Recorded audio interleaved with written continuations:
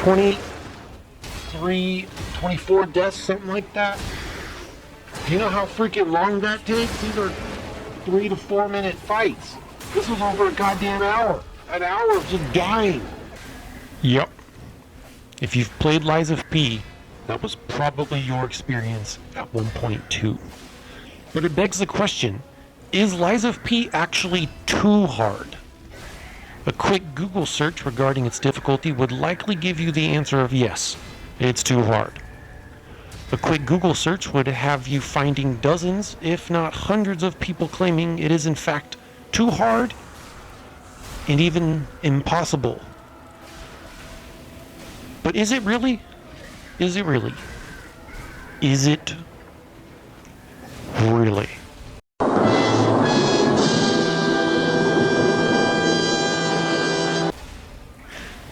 The intro to this clip probably makes you think I'm going to say, yeah, it's too damn hard. I mean, I just said I died over 20 times and spent well over an hour dying to the same boss. But again, I ask, is it actually too hard? Is it unfair? Are there cheap mechanics? Are bosses just cheap gimmicks? The answer might surprise you. And before we get to that answer, let's take a quick dive into the world that is Lies of P. World of Lies of P. So, Lies of P is company NeoWiz's first attempt at creating a Souls-like. And much like every other Souls-like, yo ass is going to die. And die. And die. And die. And just when you've died enough, your ass is going to die some more. The game is set in a late 19th century European-esque dystopian city called Krat, a city that is ravaged by what is known as the petrification disease. A disease that not only slowly blinds you, but petrifies your skin from head to toe, eventually causing death. And even worse than that, eventually turning you into what is known as a carcass monster. Oh my god. Lies of P is in fact a retelling of the Carlo Collodi classic Pinocchio. However, unlike the Disney retelling, this is a dark, grim world, certainly not suitable for children. The game starts with a cutscene of a blue butterfly landing on your character's chest, dissolving into it and awakening him. You will awaken inside of a train in a train station. Immediately, you'll be guided by the mysterious voice of Sophia. Walk a few feet, pick up Gemini, who's pretty much just your flashlight that occasionally talks. Grab a weapon, and it's time to start swinging. Anyway, I started blasting. Bah, bah. That brings us to the combat. Lies of P does an incredible job of making its combat feel unique. You know you're playing a Souls-like right away, but you know you're not playing a cheap cardboard cutout. Totally not looking at you, Lords of the Fallen One. And you know you're not playing a cheap cardboard cutout that adds a single gimmick to its combat, thinking it's doing something groundbreaking. Totally not looking at you, mortal shell. Nope. Lies of P's combat truly stands alone.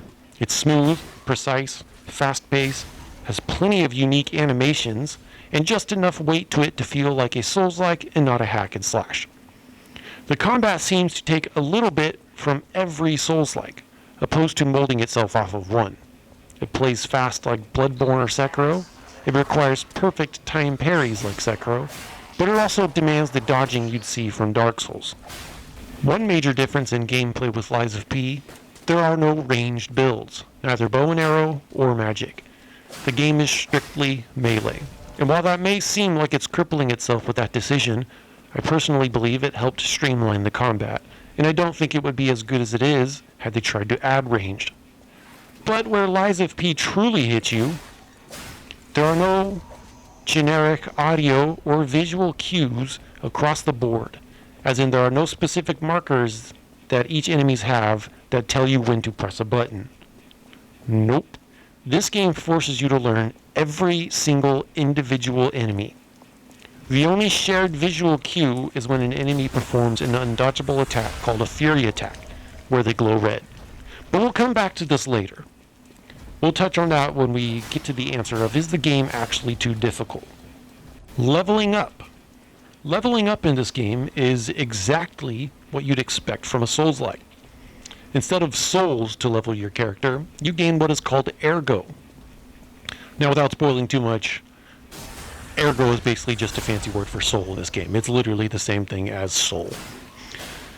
The attributes you will level in Lies of P are vitality, which is health, vigor, which is stamina, capacity, which is weight limit, motivity, which is strength, technique, which is dexterity, and advance, which is sort of like your mana, your willpower, your magic.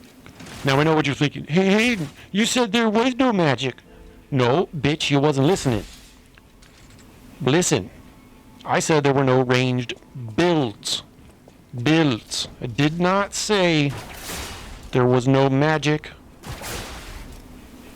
or there were no ranged abilities whatsoever, because there are. I would have been lying if I said that, and there would have been no reason for me to say that. I would have been dumb. This game has what's called Legion, where your specially equipped, fancy puppet robot-looking arm can do some magic-like shit, ranging from shooting fire, acid, electricity, to becoming a shield or even a gun.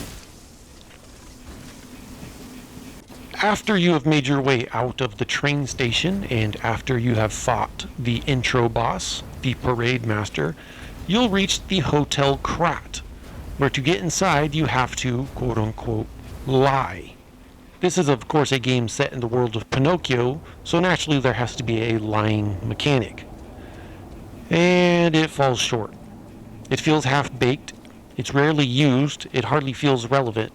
It just feels like it was tacked on because someone said, hey guys, this is Pinocchio, shouldn't his nose grow or something? And then Boss Man was like, oh shit, true dat.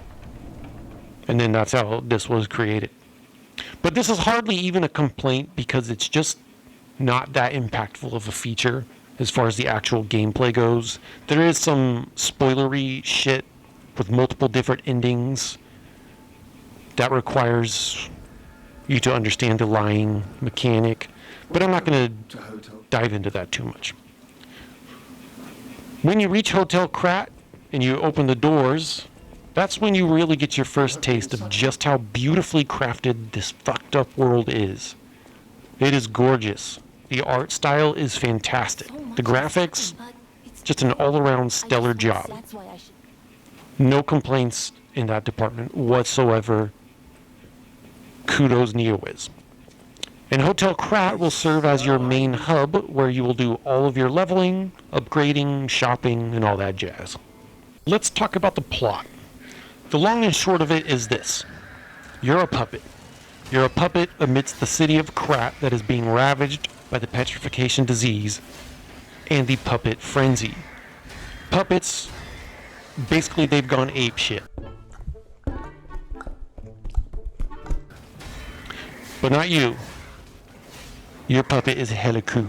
'Cause I'm hella cool, that's right. Puppets were servants working for humans, and each puppet has an ergo heart, effectively making them their own individual person. But now they all crazy bitches, attacking everybody. A madman in a top hat is spreading the petrification disease, as he believes this is turning people into something better. Oh yeah, and Geppetto is heavily involved. You, the hella cool puppet, are awakened by Sophia, as she believes you're the only one who can stop Simon. Throughout your journey across Krat, you'll fight a wide array of bosses, from giant puppets in costumes ranging from cops to clowns, to bosses that are large, wormy-eyed freakazoid monstrosities that wiggle their way through lifeless puppet corpses, and even to PED users so heavily juiced to the gills, they've grown exponentially and turned blue. These boss fights are where the question, is Lies of P too hard, comes into the fold. As mentioned before, this game does not give you generic universal audio or visual cues to respond to an attack. No, this game actually forces you to learn each individual character. And for some pathetic whiners, yeah, that can be a daunting task. Some people, tragically, they're just slow learners. I'm sorry, they are. But even a slow learner could be a great Dark Souls player right off the bat. A slow learner cannot be a great Lies of P player right off the bat, regardless of your Dark Souls experience. So, is Lies of P too hard? Well, before I answer that question, let's see what HeyLady thinks. HeyLady, is Lies of P too hard? No, the game isn't unfair. There is no jank. The combat is incredibly smooth. Bosses aren't impossible. There are no unreasonable mechanics or fights in this game. The game is balanced perfectly fine. You just suck at it. Stop your whining, put your big boy britches on, and get good. Some fights might seem unfair, some fights might seem impossible, but you'll eventually catch on just fine and realize it was all because you weren't good. Well, there you have it, folks. The game isn't too hard. All right. Are you ready for a rant? I'm gonna go hard. That's what he said, right, guys? Because of gay? Cut the pathetic whining. Stop making bullshit excuses for why you're shit at a video game. I'm a casual player, and I'm pretty shit at these games. The last video I did, I covered my entire playthrough where I did not equip a single amulet or a single defense part. And I got through the game pretty much just fine. And I'm shit at these games. So I don't want to hear your pansy ass talking about, it's cheap game design, it's just a gimme, it's trash. Shut up, you dildo. It's objectively not trash. In fact, it's amazing. It gives the game its own identity.